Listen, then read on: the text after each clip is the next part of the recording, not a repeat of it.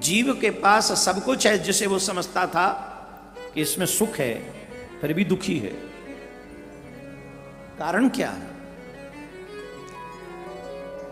एक बार देवर्षि नारद ने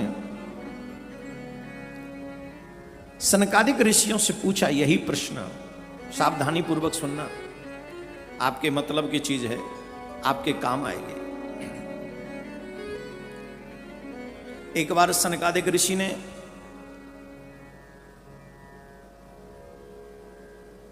सनकादिक ऋषि से देवर्षि नारद मिले, उनको बड़ा भाई, उनके बड़े भाई उनको प्रणाम किया। सनकादिक ऋषि ने पूछा आप उदास क्यों हो? नारद जी बोले महाराज मेरे दुख का, मेरी उदासी का एक कारण है। क्या कारण है?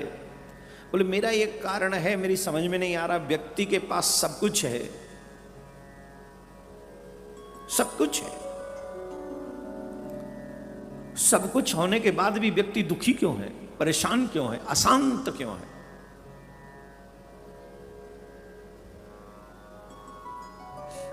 भाई दुखी वो हो जिसके पास कुछ ना हो, अशांत वो हो जिसके पास कुछ ना हो।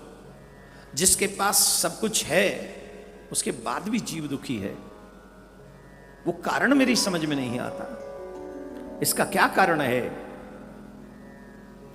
तब सनकादिक ऋषि कहते हैं हे ऋषियों, हे ऋषि नारद जी सुनो ध्यान से।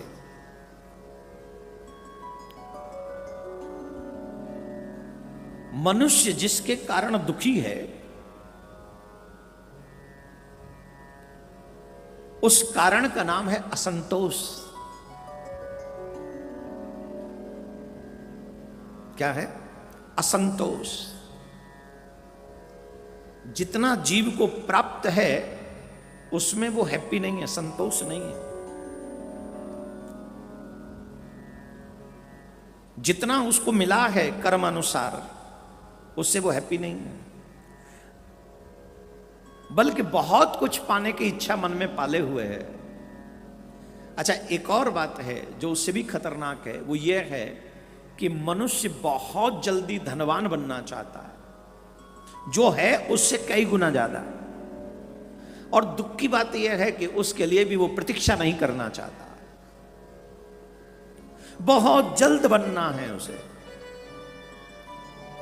अपने पास क्या है उसे देखकर वो खुश नहीं है, लेकिन जब पड़ोसी की थाली में घी दिखता है उसे देखकर वो अशांत हो जाता है। मनुष्य के पास कुछ भी हो, पर जब तक उसके पास संतोष का धन नहीं है तब तक इस मनुष्य को कोई सुखी नहीं कर सकता, कोई भी नहीं कर सकता। जब आवे संतोष धन सब धन दूर समान। मैं तुम्हें एक उदाहरण देता हूं, ध्यान से सुनो। एक मुर्गी पालक था, वो मुर्गी पालन करता था, पालता था मुर्गी, और उसका वही व्यवसाय था, मुर्गी पालता। मुर्गियां जब अंडे देती तो उन्हें जाके वो बाजार में बेचता। लेकिन ये उसे लगता था कि मेरे परिवार को पालने में पर्याप्त कार्य नहीं है। वो दुखी रहता था, मेहनत करता था, बाजार में जाके बेचता था, लेकिन दुखी रहता था। बड़े अच्छे से समझिएगा इस उदाहरण को।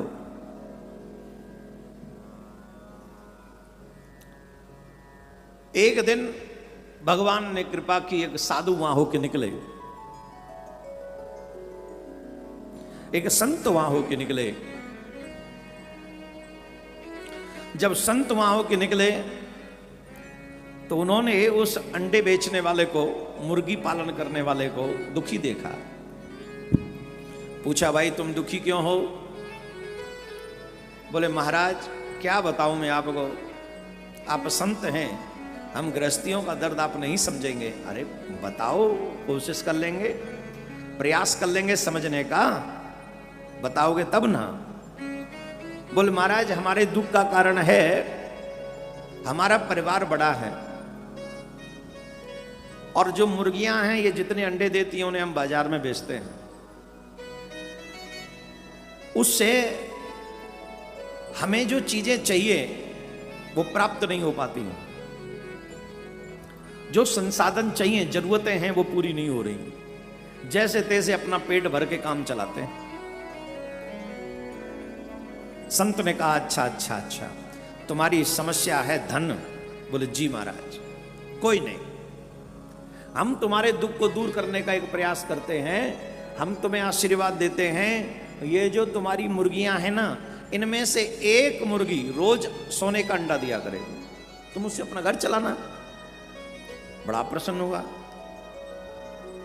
महाराज की कृपा हो गई, साष्टांग प्रणाम किया बड़े प्रसन्नता के साथ।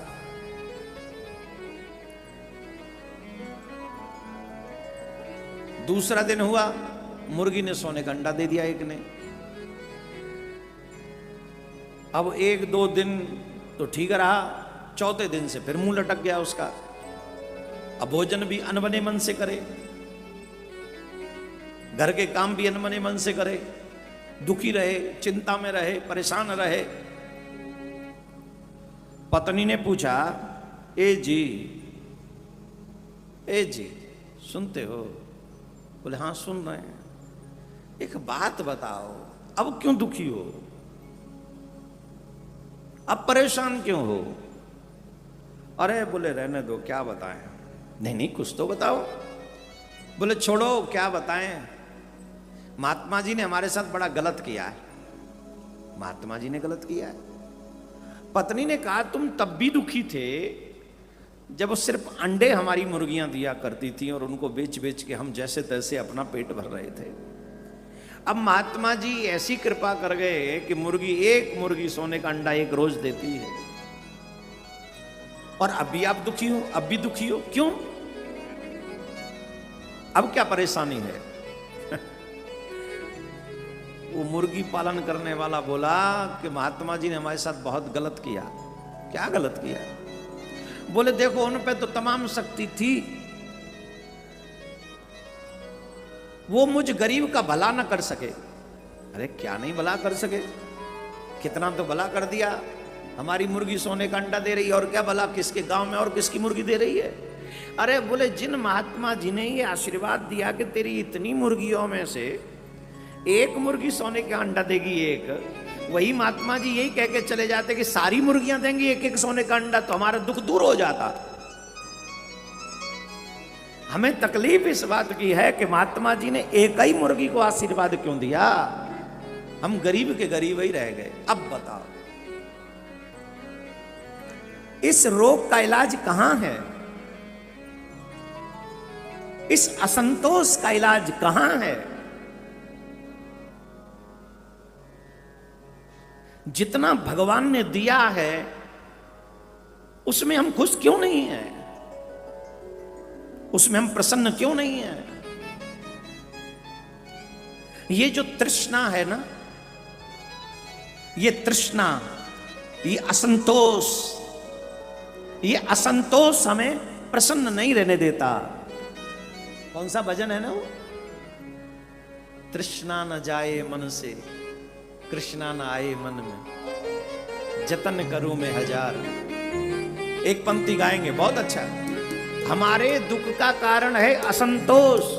ध्यान रख लो, सब कुछ होते हुए भी अगर आप दुखी हैं तो आप असंतोषी हैं, आप लोभी हैं। आपको दुख कभी, मैं कह रहा हूं प्रधानमंत्री सारा भारत का खजाना तेरी बैंक में डाल दे तो भी तू सुखी होने वाला नहीं। कृष्णा न आए मन में, तृष्णा न जाए मन से, तृष्णा न जाए मन से, कृष्णा न आए मन में, जतन करूं मैं हजार।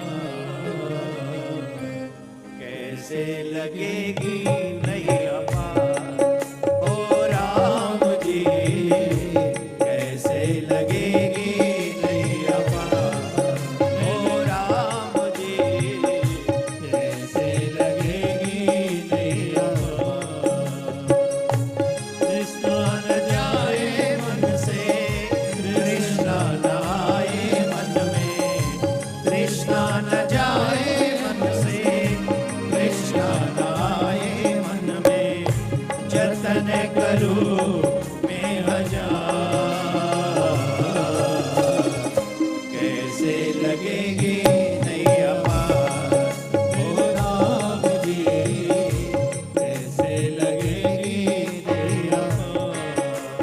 श्याम जी, कैसे लगेगी नैया पार, ओ श्याम जी, कैसे लगेगी नैया पार। तो सब कुछ होते हुए भी अगर मनुष्य थोड़ा दुखी है तो उसके पीछे रीजन है उसका असंतोष, और इस असंतोष को संतोष में जब तक नहीं बदलेगा तब तक वो कभी प्रसन्न नहीं हो सकता।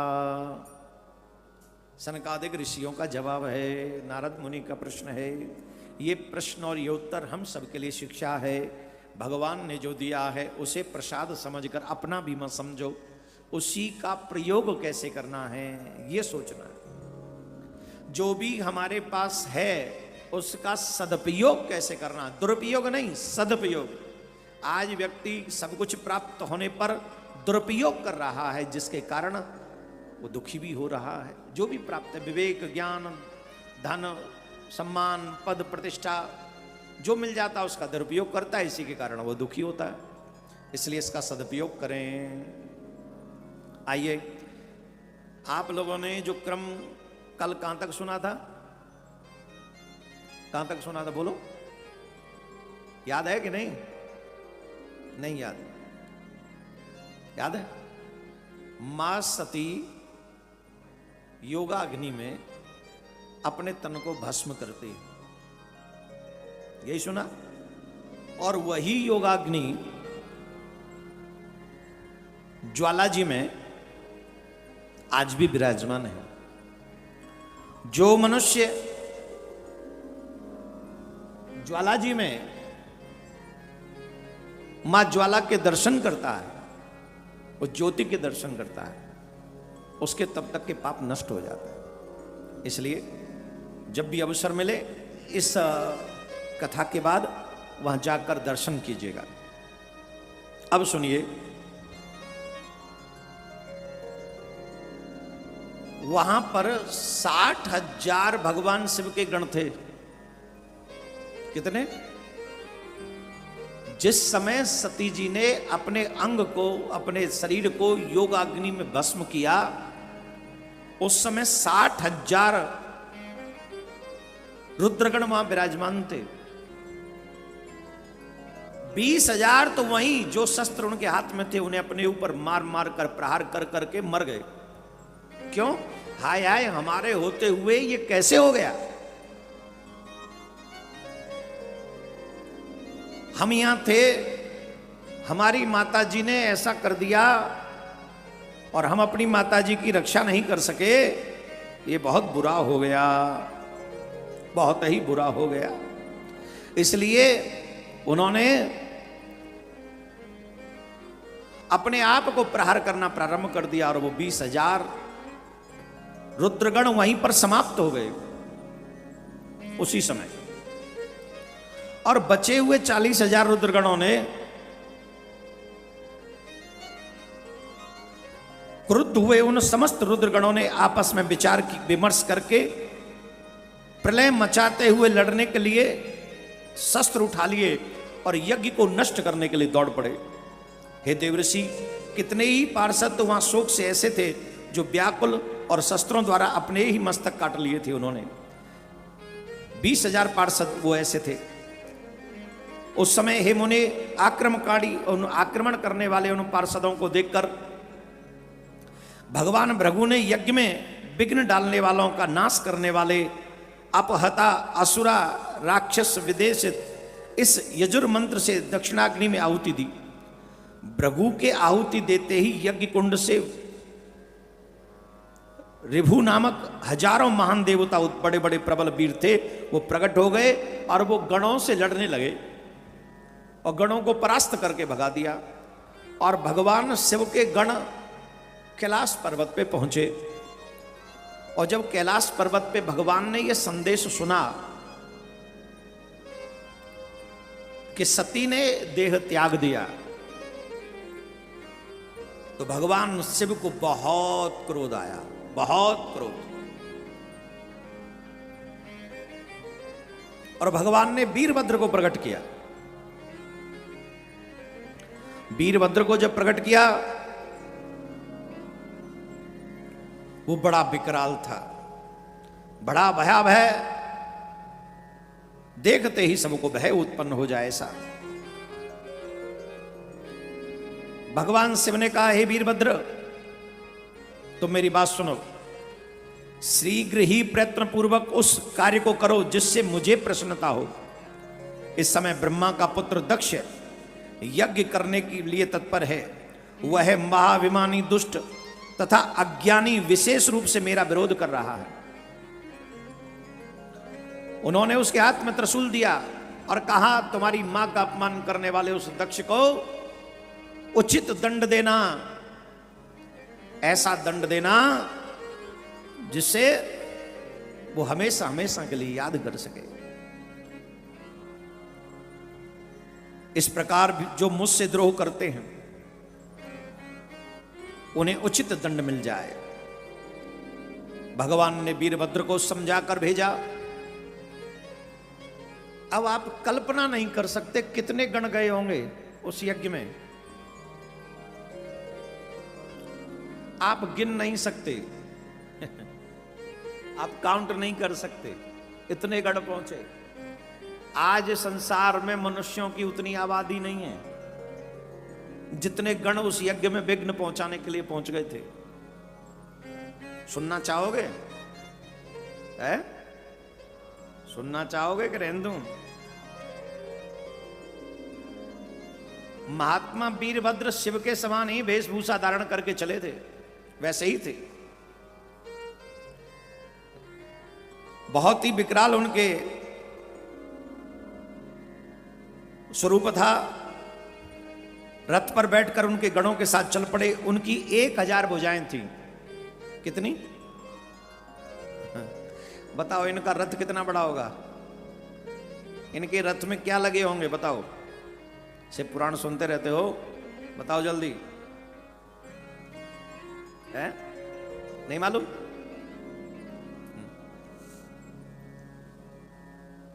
आप सोच नहीं सकते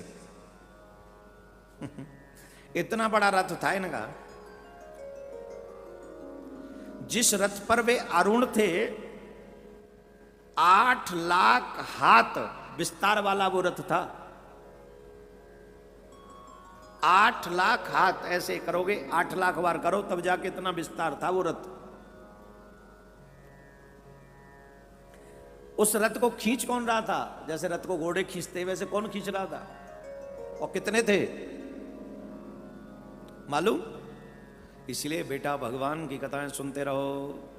हमारी मनुष्य जो प्रवृत्ति है ना, हम लोग किंतु परंतु बहुत करते, ऐसा कैसे हो गया, ऐसे कैसे हो सकता है।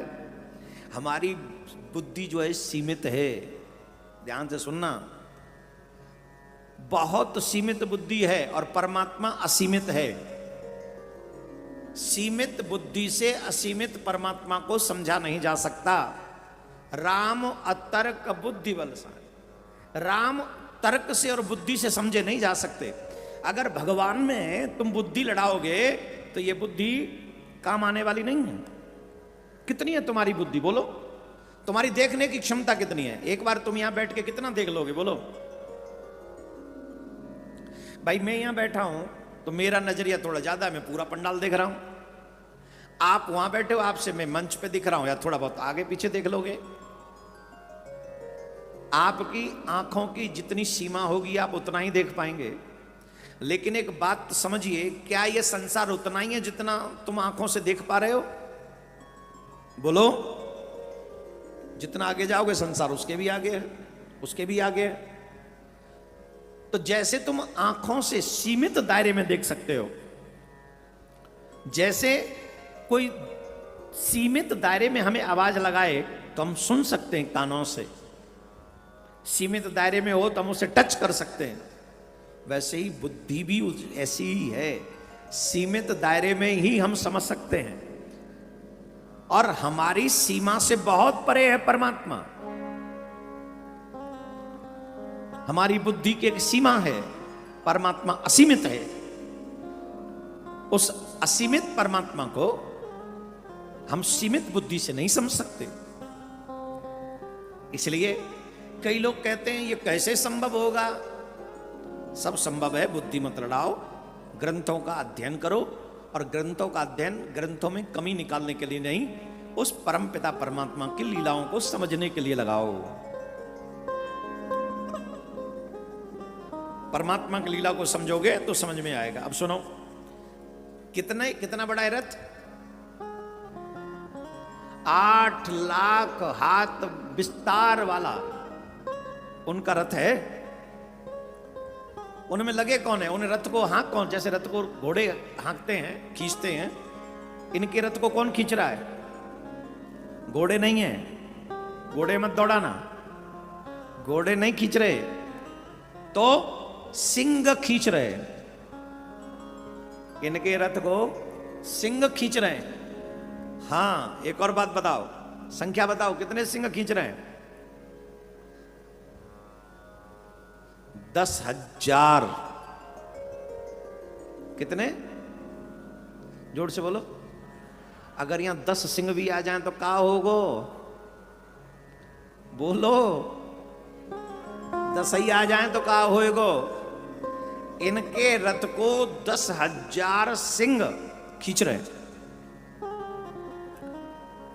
और उसी समय बहुत से प्रबल सिंह, सादुल, मगर, मगरमच्छ और हजारों हाथी उनके रक्षक बनकर उनके साथ चल रहे हैं। मगरमच्छ भी हैं, हाथी भी हैं, सिंह भी हैं, बहुत विकराल सेना। और इतना ही नहीं, काली, कात्यायनी, सानी, चामुंडा, मुंड मर्दनी, भद्रकाली तथा भद्रा, त्वरिता वैष्णवी तथा। अब इनके साथ सती मैया का बदला लेने कौन कौन जा रहे हैं? सुनो। उसी समय काली, कात्यायनी, ईशानी, चामुंडा, मुंडमर्दनी, भद्रकाली, भद्रा, त्वरिता तथा वैष्णवी, इन 9 दुर्गाओं तथा समस्त भूतगणों के साथ महाकाली दक्ष का विनाश करने के लिए चल पड़ी। अब मैं कुछ गणों का नाम लूंगा कि वो गण अकेले नहीं, कितने कितने लोग साथ में लेके चल रहे थे, वो सुनो। अब देखना तुम्हारी कितनी सृष्टि है और इनके कितने। सुनो। शिव की आज्ञा का पालक डाकनी, साकनी, भूत, प्रथम, गुहाग, कुष्मांड, परपट, चटक, ब्रह्मराक्षस, भैरव तथा क्षेत्रपाल आदि वीर दक्ष के उस यज्ञ का विनाश करने के लिए निकल पड़े। उसी प्रकार 64 गणों के साथ योगिनियों का मंडल भी सहसा कुपित होकर दक्ष के विनाश के लिए निकल पड़े। हे नारद, उन सभी गणों के धैर्यशाली तथा महाबली मुख्य गणों का समूह था, उसकी संख्या सुनिए। उनके जो समूह था, जैसे एक गण ये है, उनके साथ एक समूह है, एक जैसे हमारा समूह है वैसे आपका, आपके घर का एक है। तो ये होते ना कि ये बटालियन, ये बटालियन, ये बटालियन, ये राजपूताना इसमें इतना है, ऐसे अलग अलग। तो सेना कितनी थी उनकी? सुनो। संकुर्ण नामक गणेश्वर 10 करोड़ गणों के साथ, मैं सिर्फ बोलता जाऊंगा, अब समझाऊंगा नहीं, सिर्फ सुनना। शंकुकर्ण नामक गणेश्वर 10 करोड़ गणों के साथ, केकराक्ष 10 करोड़ गणों के साथ तथा विकृत 8 करोड़ गणों के साथ चल पड़े। हे तात, हे मुने, विशाख 64 करोड़, परित्रक 9 करोड़, सर्वांकक 6 करोड़, वीर विक्रांत भी 6 करोड़, गणों से श्रेष्ठ ज्वालकेश 12 करोड़, समदज्जिमान 7 करोड़, दुद्रब 8 करोड़, कपालीस 5 करोड़, संदराग 6 करोड़, कोटि कुंड 1 करोड़, गणों से उत्तम विसंबट 64 करोड़, वीरों के साथ सन्नाद पिपलन 1000 करोड़। कितने? टोटल आबादी कितनी है मनुष्यों की संसार में? ये तो भारत की बता रहे हो आप। पूरी मनुष्य जाति की आबादी कितनी है? 6.5-7 अरब। ठीक। और ये कितने लेके जा रहे हैं? सन्नाद्र पिप्पल 1000 करोड़ गणों को लेके जा रहे हैं अकेले। वो 1000 करोड़ उनकी सेना लगे, बाकी के जो गिने वो लगे। सुनो, आवेशन तथा चंद्र तापन 8, 7 कुंडी 12 करोड़ और गणेश श्रेष्ठ पर्वतक भी 12 करोड़ लोगों के साथ दक्ष यज्ञ का विध्वंस करने के लिए चल पड़े। काल, कालक और महाकाल 100 करोड़, कितने 3 हैं ये, काल, कालक और महाकाल 100 करोड़, 300 करोड़ ये गिनो, मतलब दुनिया की आधी आबादी तो ये 3 लेके चल रहे पैसे गणों के साथ लेकर दक्ष को विनाश करने के लिए चल पड़े। हे तात, अग्निकृत 100 करोड़, अग्निमुख 1 करोड़, आदित्य मूर्धा तथा घनावा 1-1 करोड़, सन्नाह 100 करोड़, गण कुसमुंद 1 करोड़, गणेश्वर अमोघ तथा कोकिल 1-1 करोड़, ऐसे महाराज 64 करोड़। कोई मेरी कथा रह जाएगी इन करोड़ों के चक्कर में। मुझे ऐसा लगता है हमारे मनुष्यों को इनकी बराबर आने के लिए कई बार ऐसी विकराल सृष्टि बनानी पड़ेगी। इतनी विशाल काय गणों की सेना को लेकर वीरभद्र उस यज्ञ का विनाश करने के लिए, कौन सी यज्ञ का? जिस यज्ञ में महादेव का अपमान हुआ, जिस यज्ञ में महादेव का अपमान न सहने के कारण सती मां ने योग अग्नि में अपने शरीर को भस्म कर दिया। हे महाराज, भगवान की लीला को कोई नहीं जान सकता। जिस समय वीरभद्र दक्ष प्रजापति की यज्ञ की तरफ बढ़ रहा था, दक्ष को टोटल बड़े बड़े अपशगुन होने लगे थे। दक्ष को यह एहसास होने लग गया था अब मैं बचने वाला नहीं हूं। उसके बाम अंग फड़क रहे थे, बाम नेत्र फड़क रहा था, बाई भुजा फड़क रही थी, बायां पैर फड़क रहा था। ये देखिए, जब भी आदि भौतिक आदि वैदिक ये जितने भी अपशगुन होने लगे तो इन अपशगुनों को हल्के में नहीं लेना चाहिए। उसी समय कोई ना कोई कार्य अवश्य कर लेना चाहिए। जब भी अब कभी बाम आंख पड़ गए तो ठीक है, थोड़ी बहुत छोटी मोटी समस्या हो सकती है भगवान का नाम लेके, लेकिन अगर हाथ भी फड़क रहा हो, पैर भी फड़क रहा हो तो बहुत बड़ा अपशगुन। माताओं का दाएं ना, राइट हैंड, राइट साइड माताओं की और लेफ्ट साइड भाइयों की अशुभ फल देने वाली होती है। अगर दायां भाग पुरुषों का फड़ गए और बाम भाग माताओं का फड़ गए तो उसे शुभ फल मानना चाहिए, वो शुभ फल देने वाली है।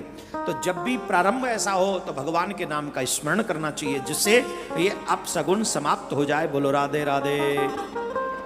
ऐसे नहीं बोलना है, और जोर से बोलना है। महाराज जब वीरभद्र आ रहे थे, वीरभद्र के पहुंचने से पहले आकाशवाणी हुई, हे दक्ष, तुम्हारे जन्म को धिक्कार है, तुम महामूढ़ हो, तुम पापात्मा हो। शिव जी के कारण आज तुम्हें महान दुख प्राप्त होगा। तुमने इतना सुंदर शरीर पाकर भी शिव से द्रोह किया, तुम्हारे जीवन को धिक्कार है। ब्रह्मा जी बोले, हे मुनि, उस आकाशवाणी को सुनकर और उन उपद्रवों को देखकर दक्ष भयभीत हो गया, अन्य देवता भी भयभीत हो गए, कांपने लगे। और दक्ष ने तुरंत ही उमापति श्री नारायण की शरण ग्रहण करी और श्री नारायण के चरण शरण ग्रहण करके कहने लगे, देव देव हरे विष्णु दीन बंधो कृपा निधे मम रक्षा विधातव्य भवता साध्व रहस्य च रक्षिकरस्त्वं मखिष्येव मख कर्मा मखास्मकं कृपा विरोध विरेद विधेयाय यज्ञस्य भंगो भवतु न प्रभो। दक्ष प्रजापति ने कहा, हे देव, हे हरे, मेरे ऊपर कृपा करो। हे विष्णु, हे दीनबंधु, हे कृपा निधे, आपको मेरी और इस यज्ञ की रक्षा करनी पड़ेगी। आप ही यज्ञ के रक्षक हैं, यज्ञ करने वाले हैं और यज्ञ स्वरूप हैं। हे प्रभु, आपको ही ऐसी कृपा करनी चाहिए जिससे यज्ञ का विनाश न हो। आपको हमारे यज्ञ की और हमारी रक्षा करनी चाहिए। ब्रह्मा जी कहते हैं, नारद जी, दक्ष के इस प्रकार पुकारने पर देखिए खड़े ना रहे भैया, बीच में बैठ जाइए आप लोग सब आराम से। हाँ, सेवा करिए और विघ्न न डालें, सेवा करते रहो बस। राधे राधे। दक्ष ने इस प्रकार जब भगवान नारायण की स्तुति की तो नारायण भगवान ने कहा, हे दक्ष, मैं आपको यथार्थ बात बताता हूं, ध्यान से सुनो। आपके लिए सर्वथा हितकर और आपके लिए मंगलमयी बात है जो मैं तुम्हें बताने जा रहा हूं। तुमने कोई छोटा मोटा अपराध नहीं किया है। तुमने जो शिव द्रोह किया है यह कोई छोटा मोटा अपराध नहीं है, यह बहुत बड़ा अपराध है। मैं आप सबसे, जितने भी लोग भगवान से धर्म से द्रोह करते हैं जाने अनजाने में, वो इस प्रसंग को अवश्य सुनो। कई लोग अपना चेहरा चमकाने के लिए हमारे धर्म को, देवी देवताओं को गाली देते हैं। उनका उद्देश्य कितना जानते होंगे वो भगवान को, कितना,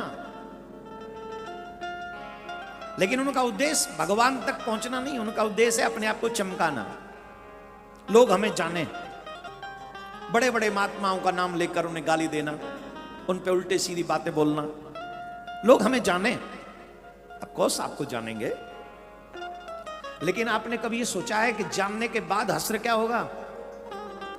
कौन नहीं जानता दक्ष प्रजापति को? आप जानते हैं कि नहीं? बोलो, कौन है इस संसार में जो दक्ष प्रजापति को नहीं जानता? ब्रह्मा जी के पुत्र हैं, सती मां के पिता, शंकर भगवान के ससुर है, कौन नहीं जानता? लेकिन किया क्या? बोले शिव से द्रोह किया। मैंने कितनी बार आपसे कहा है, शास्त्र विरुद्ध बातें मत बोलो। क्या मिलेगा तुम्हें पुराणों के बारे में उल्टा सीधा बोलकर? क्या मिलेगा तुम्हें सनातन धर्म के विषय में उल्टा सीधा बोलकर? मिलेगा क्या? मिलेगा क्या सिवाय पाप कर्म के? लेकिन शायद यही कलयुग के जीव की बुद्धि है, वो उसमें ही अपना हित समझता है जिसमें उसका विनाश छिपा है, वो उसी को हितकर मानता है। भगवान नारायण ने कहा, ईश्वर की अवहेलना से सारा कर्म न केवल सर्वथा निष्फल हो जाता है, अपितु पग पग पर विपत्ति भी आती है। जहां अपूज्य लोगों की पूजा होती है और पूजनियों की पूजा नहीं होती, वहां देखो सुनो, अपूज्य लोगों की पूजा होती है। अपूज्य कौन है? आज सनातनियों के घर में अपूज्य लोगों की पूजा होती है कि नहीं? बोलो। जिनका यही नहीं पता कि वो सनातनी थे कि वो गैर सनातनी थे, वो हमारे मंदिरों में रखें। हाँ या ना? बोलो। किसके कारण? स्वार्थ के कारण।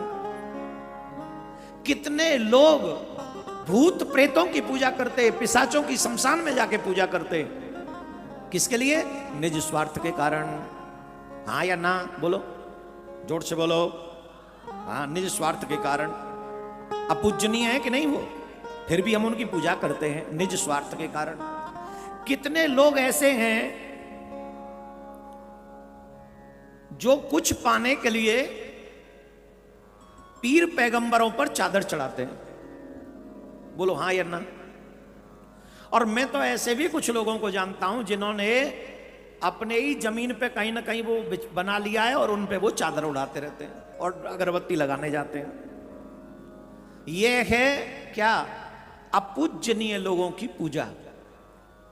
अपूजनीय बोले घर में देवता है ही नहीं, घर में नारायण नहीं, घर में शिव नहीं, घर में विष्णु नहीं, घर में श्री कृष्ण नहीं, घर में श्री राम नहीं, इनकी कोई पूजा नहीं, सूर्य की पूजा नहीं, चंद्र की पूजा नहीं, इनकी कोई पूजा नहीं। कोई पूछे तो हम कह देते हैं नहीं नहीं हम लोग इनको नहीं मानते, हमारी श्रद्धा इनमें नहीं है। ये हो गई पूजनीय लोगों की पूजा न करना। अब सुनो, ध्यान से सुनना, सावधानी से सुनना। जो मनुष्य अपूजनीयों की पूजा करता है और पूजनीयों की पूजा नहीं करता है, ये मेरे वाक्य नहीं है, भगवान नारायण कह रहे हैं। अपूज्या यत्र पूज्यन्ते पूजनियो न पूज्यते, त्रीण तत्र भविष्यांति दारिद्र्यम मरणम भयम। ये मेरे शब्द नहीं है। जो लोग पूजनीय लोगों की पूजा नहीं करते, अपूजनीयों की पूजा करते, तीन चीजें उनके घर में आती हैं।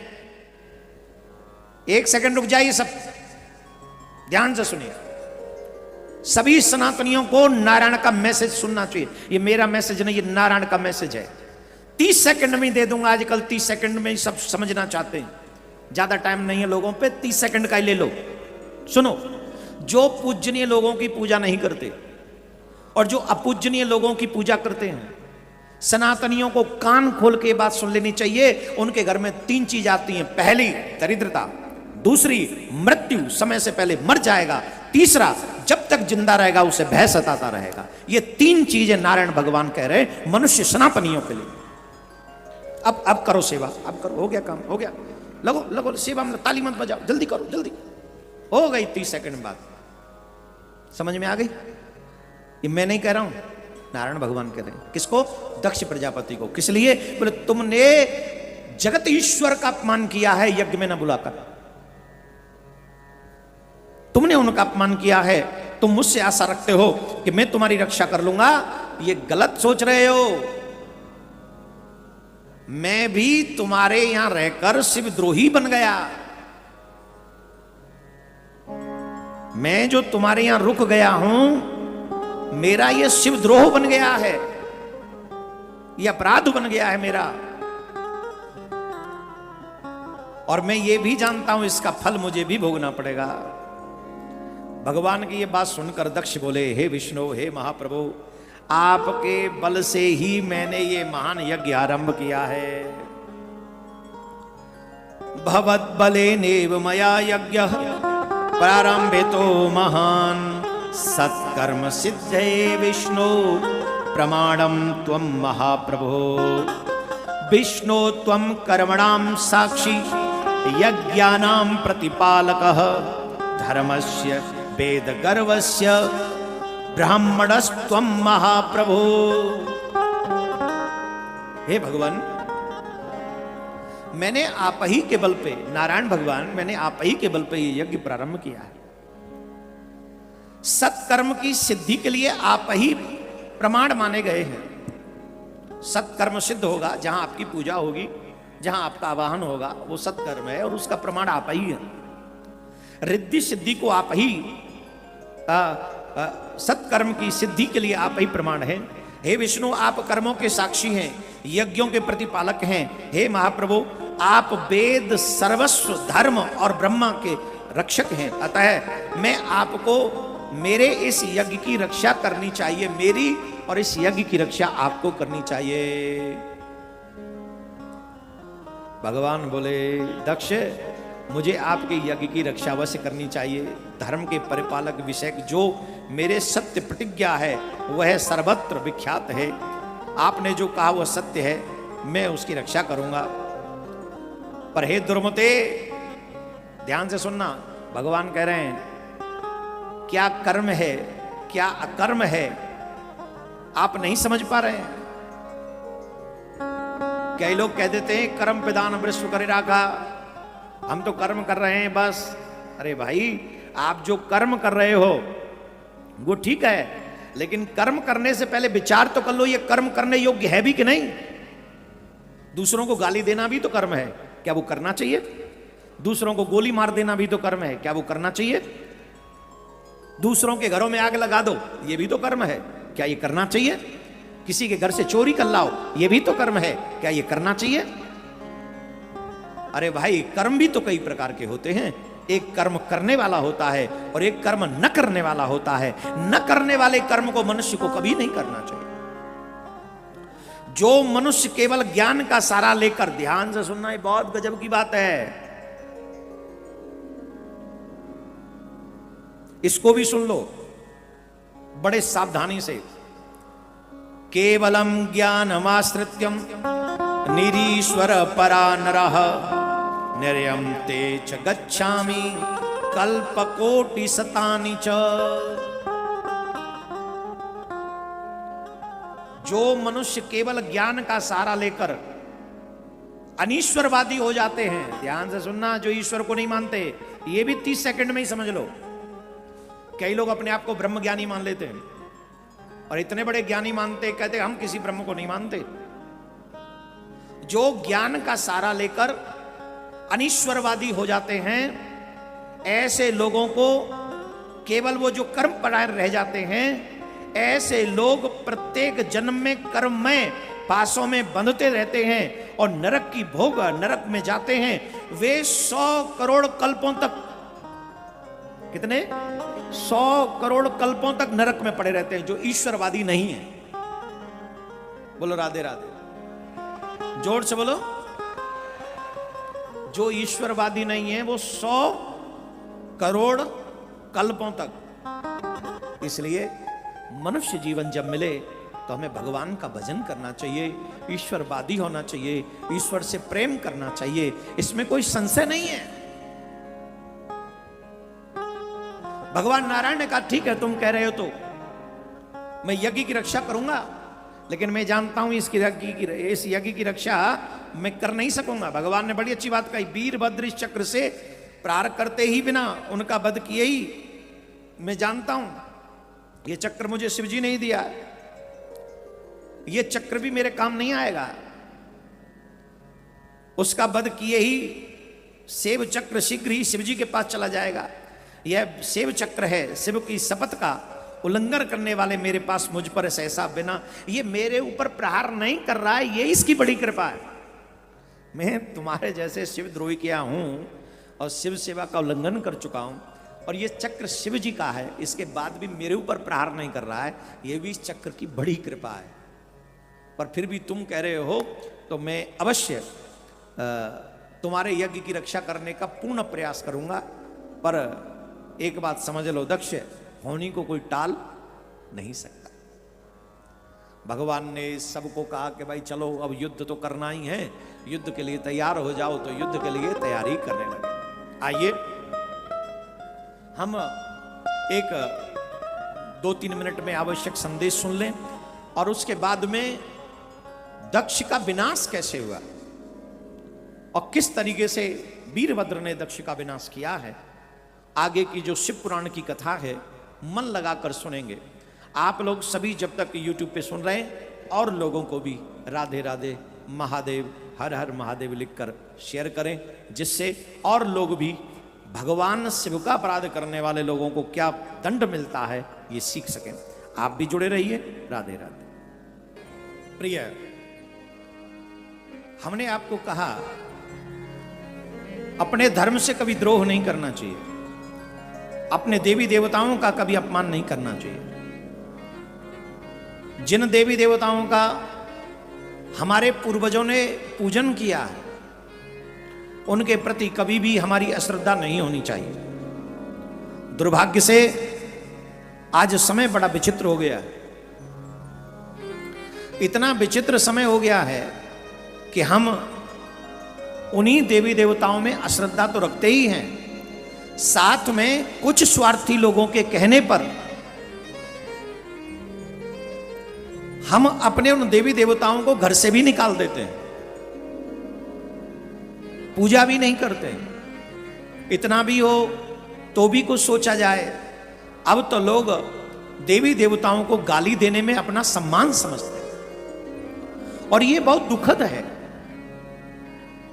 हम तो सरकार से भी कहते हैं इस निंदा एक कानून बनना चाहिए जिससे कोई हमारे देवी देवताओं को अपशब्द ना बोल सके, उल्टा सीधा ना बोल सके। ये बहुत जरूरी है। हम सब अपने अपने धर्म का पालन करें, रुचि अनुसार पालन करें, वो आपकी मर्जी है, लेकिन हमें धर्म का अपमान नहीं करना चाहिए, किसी देवी देवता को अपमानित नहीं करना चाहिए। बोलो राधे राधे। ऐसे नहीं, जोर से बोलिए। अरे धीरे नहीं, जोर से। तो दक्ष के कहने पर भगवान उस यज्ञ की रक्षा करने के लिए तैयार हुए और ऋषिगण बोले, हे देवादिदेव, हे रमानाथ, देव देव रमानाथ सर्वेश्वर महाप्रभु, रक्षम यज्ञम ही दक्षस्य यज्ञोसी त्वं न संशय। यज्ञ कर्म यज्ञ रूपो यज्ञांगो यज्ञ रक्षक, रक्ष यज्ञ मतो रक्ष, त्वय तो अन्यो नहीं रक्षकः। और वहां पर जो उपस्थित ऋषिगण थे उन्होंने भी भगवान नारायण को नमन किया और नमन करके कहने लगे, हे देवादिदेव रमानाथ सर्वेश्वर, हे महाप्रभु, दक्ष की यज्ञ की रक्षा कीजिए। आप यज्ञ स्वरूप हैं, इसमें संशय नहीं है। आप ही यज्ञ करने वाले, यज्ञ रूप यज्ञ के अंग हैं, यज्ञ के रक्षक, अतः यज्ञ की रक्षा कीजिए, रक्षा कीजिए। आपके अतिरिक्त कोई दूसरा रक्षक नहीं है, आपको यज्ञ की रक्षा करनी चाहिए। बोलो राधे राधे। ऋषियों की प्रार्थना सुनकर भगवान ने महाबली, भगवान ब्रह्मा जी ने कहा, ऋषियों की प्रार्थना सुनने के बाद महाबली चतुर्भुज भगवान विष्णु हाथ में चक्र आदि आयुध धारण करके सम्यक समाधान होकर देवताओं के साथ यज्ञ मंडप से बाहर निकले। उन्हें देखते ही वीरभद्र टेढ़ी भौहें करके खड़ा हो गया। वीरभद्र ने देखा, यहां पर वीरभद्र का और नारायण भगवान का संवाद है, थोड़ा सा प्यारा सा। इस प्रसंग को हम सबको सुनना चाहिए और थोड़ा मन लगाकर ध्यान से सुनना चाहिए। वीरभद्र बोला, रे रे हरे महादेवस पथोल्लंघन त्वया कथमद्य कथम चित्ते गर्भ किम भवतम। हे हरे, आपने आज शिव जी की शपथ की अवहेलना क्यों की और आपके मन में घमंड क्यों हो गया? क्या आप में शिव जी की शपथ का उल्लंघन करने की शक्ति है? आप कौन हैं? तीनों लोकों में आपका रक्षक शिव के सिवा और कौन है? कौन है शिव के सिवा तुम्हारा रक्षक? यहां किस लिए आए हैं हम नहीं जान पा रहे, बतलाइए। इस यज्ञ में सती जी ने जो किया उसे क्या आपने नहीं देखा? दधीची ने जो कहा क्या उसे आपने नहीं सुना? आप दक्ष के इस यज्ञ की अवदान यज्ञ भाग प्राप्त करने के लिए आए हुए हैं। हे महाबाहो, अब तुम सावधान रहो। क्यों आए हो तुम? यहां पर किस लिए आए हो? वीरभद्र जिस समय यज्ञ भूमि में कुपित होकर जब यज्ञ भूमि में पहुंचे थे तो उन्होंने सबको सचेत किया था। हे शक्र, हे सुचे भानो, हे ससीन, हे धनाधिप, हे पाप पाणे, हे वाधो, हे पास पाणे, हे वायो, नृत्यते यम शेष। हे शक्र, हे अग्नि, हे सूर्य, हे चंद्र, हे कुबेर, हे यम, हे वरुण, हे वायु, हे नृत्य, हे शेष, बुद्धिमान देवता, राक्षस गण, आप लोग इस यज्ञ में अपना अपना भाग लेने आए हो ना? आओ, आज हम तुम्हें तुम्हारा भाग देंगे और तुम्हें बताएंगे कि शिव का द्रोह करने वाला यज्ञ करे तो उसमें कौन सा भाग मिलता है, हम बताएंगे तुम्हें। नारायण भगवान से भी कुपित हो गए। नारायण भगवान से कहा, मां सती ने यहां पर देह त्यागी, तुमको दिखाई नहीं पड़ा? दधीच ने जो कहा वो तुम्हें सुनाई नहीं पड़ा? बोलो, मैं आपको पृथ्वी पर धराशायी करूंगा, अग्नि से जला दूंगा, पुनः दग्ध हुए आपके पीस, आपको जो दग्ध हो जाओगे ना, आप दग्ध हो जाओगे, तब मैं आपको पीस डालूंगा। हे हरे, आज मैं तुम्हें छोड़ूंगा नहीं। ब्रह्मा जी बोले, वीरभद्र के मुख से नारायण भगवान ने जब ऐसे वाक्य सुने तो नारायण भगवान ने कुछ कहा। शृणौ तुम वीरभद्राय प्रवक्ष्यामि तुदग्रहत् न रुद्र विमुखम माम त्वाम बद शंकर सेवकम।